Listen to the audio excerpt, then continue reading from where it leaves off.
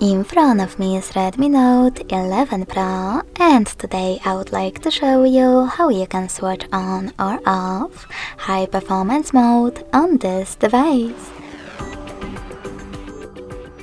First of all, you need to open Devices settings and scroll down to access battery. Now tap on Performance next to Balanced and choose OK in Performance Mode pop-up in order to activate it. So when I do that, as you can see, high performance is now on, but you can always switch it off by choosing Balanced again. Thanks so much for watching. If you enjoyed this video, smash that like button, comment and subscribe.